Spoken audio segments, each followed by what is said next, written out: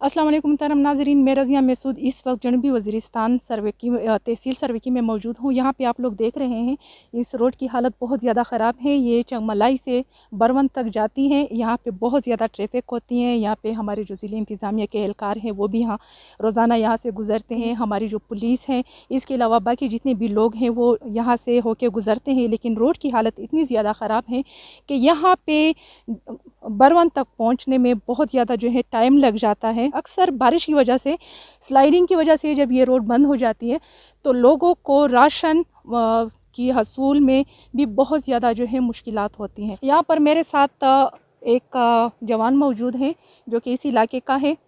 हम उसे पूछते हैं, ये रोज़ाना इस रोड पे गुज़रता है, आता जाता है। हम इसे पूछते हैं कि वो इस रोड के बारे में इसकी क्या राय है, इसको क्या मुश्किलात पेश आती है। अस्सलाम वालेकुम। वालेकुम अस्सलाम। आप जॉब करते हैं? मैं जॉब करता हूँ। क्या करते हैं आप? मैं डेंटल हूँ, डेंटल टेक्नीशियन अभी। Yes, dental technician. तो आप इसकी वजह से आपकी ड्यूटी पे भी बहुत ज़्यादा असर पड़ता होगा। ज़ाहिरी बात है कि मैं जब नहीं होऊंगा तो क्लिनिक बंद ही होता है, तो जब मैं होता हूँ तो क्लिनिक खुला होता है। हमारे रास्ते जो सा है बहुत ख़राब है। हम हर वक्त आते जाते हैं तो काफ़ी मसले मसाइल बनते हैं। जब भी जाते हैं तो रास्ते में कहीं ना कहीं मोटरसाइकिल पंचर हो जाता है और काफ़ी मसले भी बन जाते हैं।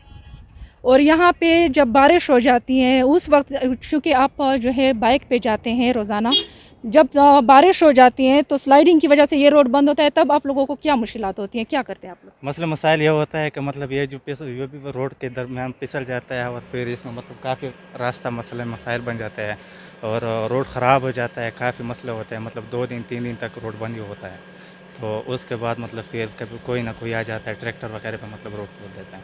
तो आप लोगों को इंतज़ार करना पड़ता है या कोई मुतबादिल रास्ता है जिस पे आप लोगों को आना पड़ता है? नहीं, मुतबादिल रास्ता गोमल वाला है, लेकिन उस पर मोटरसाइकिल वालों को जाने नहीं दे रहे हैं, तो इंतज़ार ही करना पड़ता है और तो कोई रास्ता नहीं होता।